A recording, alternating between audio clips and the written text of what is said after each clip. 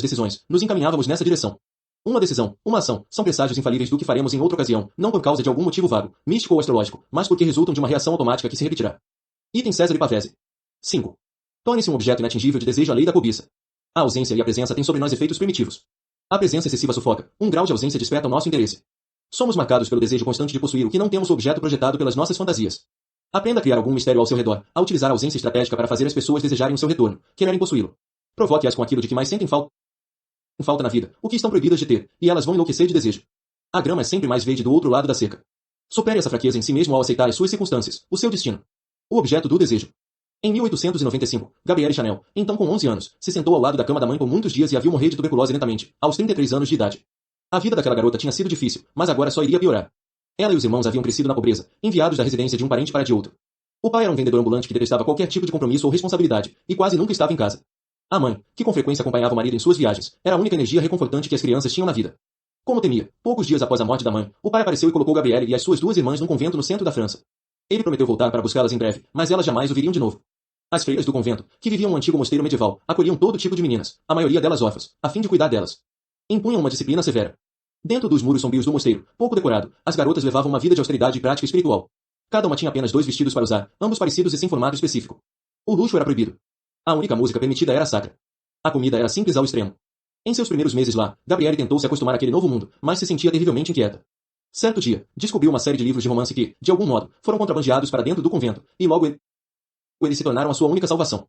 Haviam sido escritos por Pierre de Courcelles, e quase todos envolviam uma história semelhante à de Cinderela, uma jovem que cresceu na pobreza, abandonada e desprezada, de repente se vê levada para um mundo de riqueza por meio de alguma reviravolta inteligente da narrativa. Gabrielle se identificava com as protagonistas, e adorava em particular as descrições intermináveis dos vestidos das heroínas.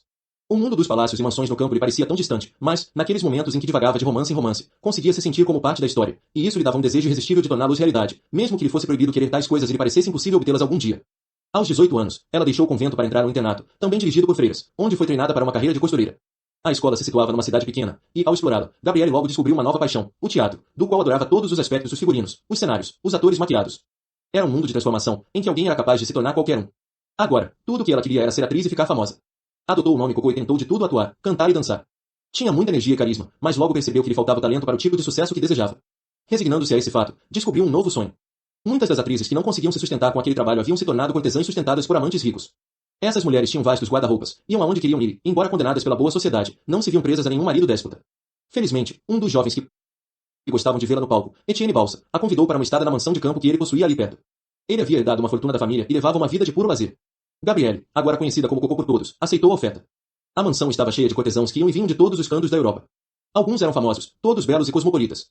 Era uma vida relativamente simples centrada em cavalgadas pelo campo e, à noite, festas luxuosas. As diferenças de classe ficavam evidentes.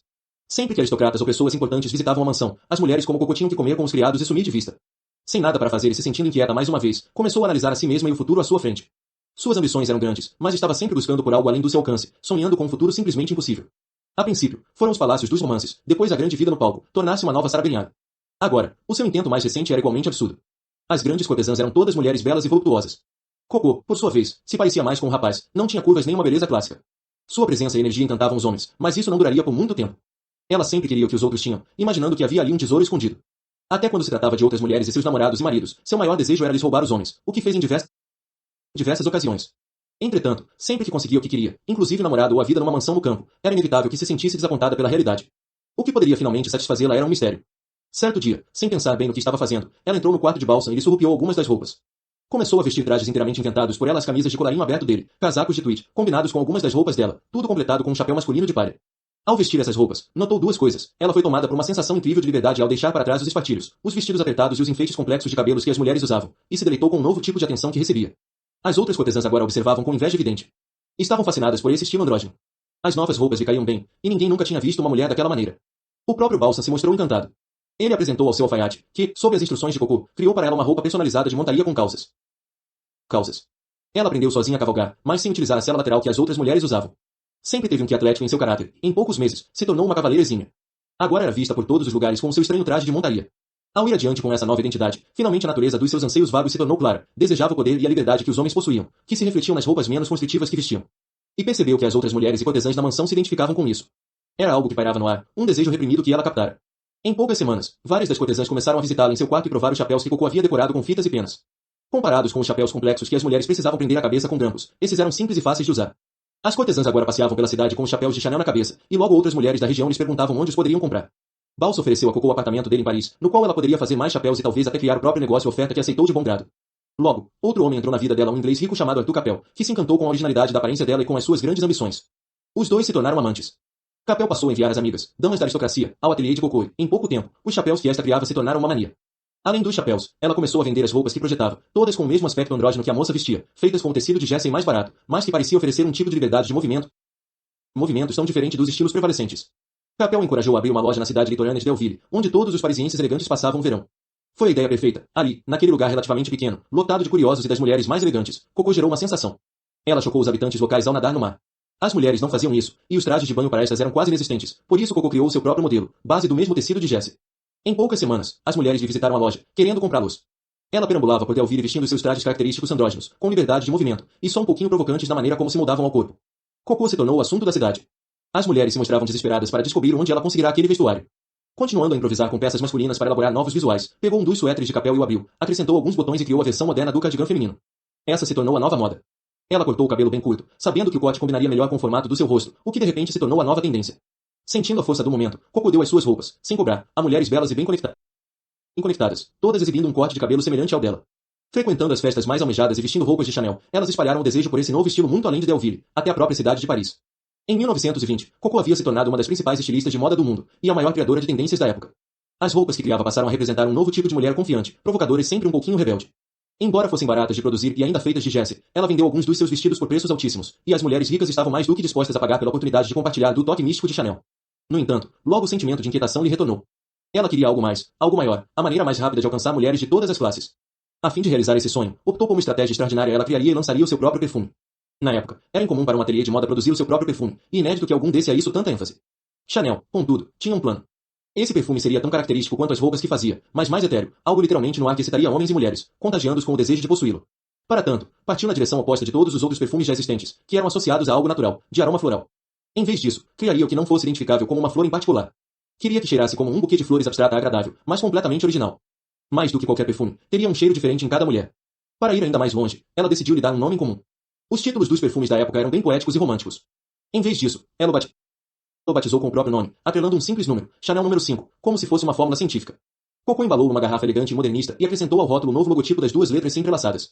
Era diferente de todo o resto que existia. Para lançar seu produto, optou por uma campanha subliminar. Começou a vaporizá-lo por todos os cantos da loja dela em Paris.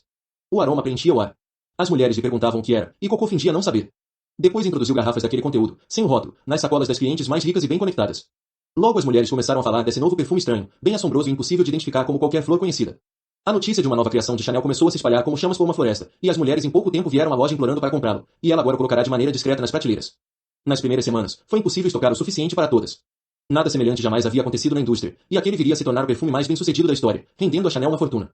Nas 2 décadas seguintes, o ateliê de Chanel reinou supremo no mundo da moda, mas, no período da Segunda Guerra Mundial, Coco flertou com o nazismo, permanecendo em Paris durante a ocupação nacional socialista e tomando o lado dos ocupantes de maneira visível. Ela fechou a loja no início da guerra, e, ao fim desta, foi amplamente execrada pelos franceses por causa das suas posições políticas. Ciente talvez envergonhada disso, fugiu para a Suíça, onde permaneceria em exílio autoimposto. Em 1953, porém, sentiu a necessidade não apenas de um retorno, mas de algo ainda maior. Embora estivesse então com 70 anos, repugnava as tendências mais recentes da moda, que lhe pareciam ter retornado às velhas restrições e minúcias das roupas femininas que ela havia se esforçado para destruir. Talvez isso sinalizasse também uma volta a um papel mais subserviente da mulher. Para Chanel, esse seria o desafio derradeiro depois de 14 anos fora da indústria. Havia sido esquecida quase por completo. Ninguém pensava mais nela como alguém que definia tendências. Teria de começar quase do zero. A sua primeira ação foi encorajar boatos de que estava planejando um retorno, mas não deu nenhuma entrevista. Queria estimular a conversa e a excitação, porém se cercando de mistério. A nova coleção estreou em 1954, e uma multidão encheu a loja para assistir ao desfile, a maioria por curiosidade. Quase de imediato houve uma sensação de desapontamento. As roupas eram praticamente um rearranjo dos estilos da década de 1930 com alguns novos detalhes. As modelos eram todas sósias de Chanel e limitavam a maneira de andar. Na opinião do público, Coco dava a impressão de ser uma mulher irremediavelmente presa a um passado que nunca retornaria. Os trajes pareciam ultrapassados e a imprensa ridicularizou, trazendo à baila, ao mesmo tempo, o envolvimento dela com os nazistas durante a guerra. Para quase todos os estilistas, isso teria sido um golpe devastador, mas Chanel pareceu não se abalar nem um pouco. Como sempre, tinha um plano e sabia o que estava fazendo. Havia decidido, bem antes da estreia em Paris, que os Estados Unidos eram o alvo dessa nova linha de roupas. As mulheres norte-americanas refletiam melhor a sensibilidade dela atléticas, com gosto pela liberdade de movimentos e silhuetas descomplicadas, eminentemente pragmáticas. E tinham mais dinheiro para gastar do que quaisquer outras no mundo. E, de fato, a nova coleção foi uma sensação nos Estados Unidos. Logo os franceses amenizaram as críticas. Um ano após o seu retorno, Chanel havia se restabelecido como a designer mais importante do mundo, e a moda agora voltava aos formatos mais simples e clássicos que ela promoverá. Jacqueline Kennedy adotou as roupas de Chanel em diversas aparições públicas, o que foi considerado o símbolo mais evidente do poder que esta reconquistara. Ao recuperar o seu lugar no topo, ela revelou outra prática contrária aos tempos e à indústria. A pirataria era um grande problema no mundo da moda, pois falsificações de designs famosos surgiam por todo lugar após um desfile. Os estilistas protegiam com cuidado os seus segredos e lutavam nos tribunais contra toda forma de imitação. Chanel fez o oposto. Deu as boas-vindas a todas as pessoas em seus desfiles e permitia que tirassem fotografias. Sabia que isso apenas encorajaria os muitos que ganhavam a vida a partir da confecção de versões baratas das roupas dela, mas era isso que queria. Coco até convidou mulheres ricas para que trouxessem as suas próprias costureiras, a fim de que estas fizessem esboços dos designs e deles criassem réplicas. Mais do que ganhar dinheiro, o que ela queria era espalhar a sua moda por todo o planeta, para sentir a si mesma e ao seu trabalho como objeto de desejo de mulheres de todas as classes e nações. Seria a derradeira vingança da menina que havia crescido ignorada, sem amor e abandonada. Vestiria milhões de mulheres, o visual de Chanel e a sua marca seriam vistos por todos os lugares, como ocorreu de fato alguns anos após o seu retorno.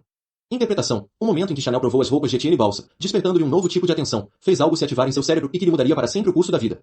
Antes disso, ela estava sempre cobiçando algo transgressivo que lhe estimulasse as fantasias. Não era socialmente aceitável para uma menina órfã e pobre ter planos de se misturar às classes superiores.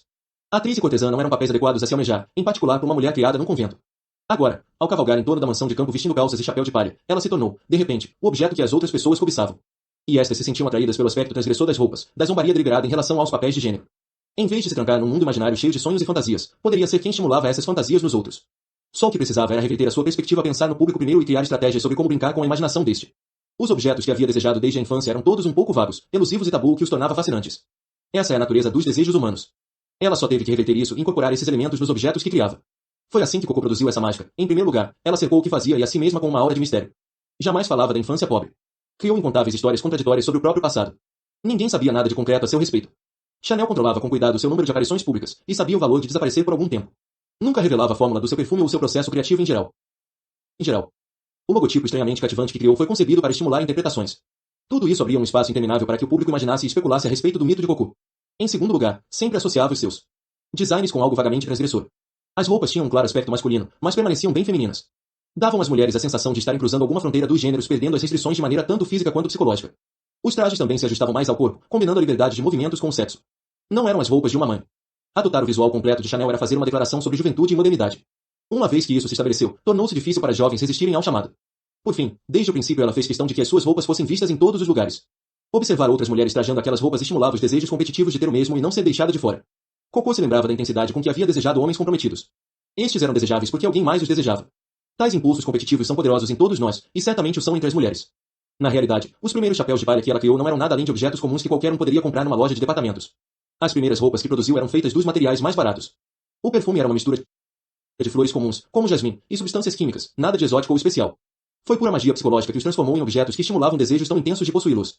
Entenda, assim como Chanel, você precisa reverter a sua perspectiva. Em vez de se concentrar no que quer e cobiça no mundo, treine para se concentrar nos outros, nos desejos que estão reprimidos e nas fantasias que não estão satisfeitas. Veja como eles percebem a sua pessoa e os objetos que você produz, como se estivesse olhando para si e para o seu trabalho pelo lado de fora. Isso lhe dará o poder quase ilimitado de moldar as percepções das pessoas sobre esses objetos e entusiasmá-las. Os indivíduos não querem a verdade e a honestidade, não importa o quanto escutemos essa bobagem sendo repetida de modo incessante. Eles querem ter a imaginação estimulada e serem levados além das suas circunstâncias banais. Querem fantasia e objetos de desejo para cobiçar e tentar conquistar. Crie um ar de mistério ao seu redor e em torno do seu trabalho. Associe-o a algo novo, desconhecido, exótico, progressista e tabu. Não defina a sua mensagem, mas deixe-a vaga. Crie uma ilusão de ubiquidade e faça o seu objeto ser visto em todos os lugares e desejado pelos outros. Então, deixe que a cobiça, tão latente em todos os seres humanos, faça o resto, iniciando uma reação em cadeia de desejo. Finalmente, tenho o que eu queria. Estou feliz. Na verdade, não. Então o que me falta? A minha alma não tem mais aquela atividade estimulante conferida pelo desejo. Ah, não deveríamos nos iludir, o prazer não está na satisfação, mas na busca. Item Pierre Augustin Caron de Belmachais. Chaves para a natureza humana. Por natureza, os seres humanos não se contentam facilmente com as suas circunstâncias. Por alguma força perversa dentro de nós, no momento que possuímos algo ou conseguimos o que queremos, a nossa mente divaga em direção a algo novo e diferente. Imaginando que poderíamos ter algo melhor. Chamemos isso de síndrome da grama mais verde, o equivalente psicológico de uma ilusão de ótica se nos aproximarmos demais da grama, do novo objeto, vemos que, de fato, não é tão verde assim. Essa síndrome tem raízes muito profundas na nossa natureza. O exemplo mais antigo registrado é encontrado no Antigo Testamento, na história do Êxodo do Egito. Escolhido por Deus para conduzir os hebreus à Terra Prometida, Moisés os guiou pelo deserto, por onde vagaram por 40 anos. No Egito, os hebreus haviam servido como escravos e levado uma vida muito árdua. Ao sofrer as dificuldades da viagem pelo deserto, porém, de repente se tornaram nostálgicos em relação à vida anterior. Como corriam o risco de morrer de fome, Deus os proveu com o maná do céu, mas os hebreus só conseguiam comparar de forma desfavorável a carnes, melões e pepinos deliciosos que haviam comido no Egito. Sem se entusiasmar bastante pelos outros milagres de Deus, a divisão do Mar Vermelho, por exemplo, decidiram forjar e venerar um bezerro de ouro, mas, quando Moisés os puniu por isso, logo perderam o interesse nesse novo ídolo. Todo o tempo reclamavam e se lamuriavam, dando a Moisés dores de cabeça constantes. Os homens desejavam as mulheres estrangeiras, o povo. Continuava a procurar por um novo culto para seguir. Até Deus se irritou tanto com o descontentamento interminável que barrou aquela geração inteira, inclusive Moisés, de algum dia entrar na terra prometida. No entanto, depois que a geração seguinte se estabeleceu na terra de leite e mel, os queixumes continuaram inalterados. O que quer que tivessem, eles sonhavam com algo melhor além do horizonte. Mais perto, podemos observar essa síndrome em ação na nossa vida cotidiana.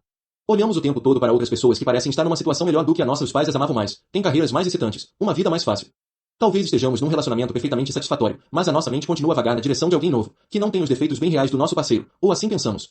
Sonhamos com a ideia de sermos tirados da nossa vida tediosa ao viajar para algum lugar de cultura exótica e onde se é mais feliz do que na cidade suja em que vivemos. No momento que conseguimos um emprego, imaginamos algo melhor. No aspecto político, o nosso governo é corrupto e necessitamos de mudanças reais, talvez de uma revolução.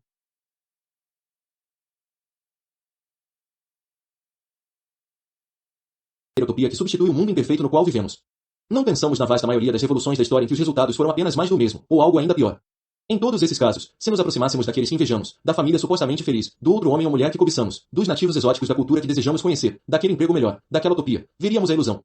E, muitas vezes, quando partimos em busca desses desejos, percebemos isso com desapontamento, mas não mudamos a nossa atitude. É inevitável que sejamos seduzidos pelo próximo objeto cintilando ao longe, pelo próximo culto exótico ou por um esquema para enriquecer rápido. Um dos exemplos mais impressionantes dessa síndrome está na impressão que temos da nossa infância à medida que esta recua no passado. A maioria de nós recorda uma época dourada de brincadeiras e excitação. Ao envelhecermos, esta se torna ainda mais dourada na nossa lembrança. É claro, esquecemos convenientemente as ansiedades, as inseguranças e as mágoas que nos atormentaram naquele período e que, com toda probabilidade, consumia mais do nosso espaço mental do que os prazeres momentâneos de que nos lembramos hoje. Entretanto, como a nossa juventude é um objeto que se torna cada vez mais distante à medida que envelhecemos, somos capazes de idealizá-la e vê-la ainda mais verde que antes. Essa síndrome é explicável por três qualidades do cérebro humano. A primeira é conhecida como indução, a maneira como algo positivo gera uma imagem contrastante negativa em nossa mente. Isso é mais óbvio no nosso sistema visual.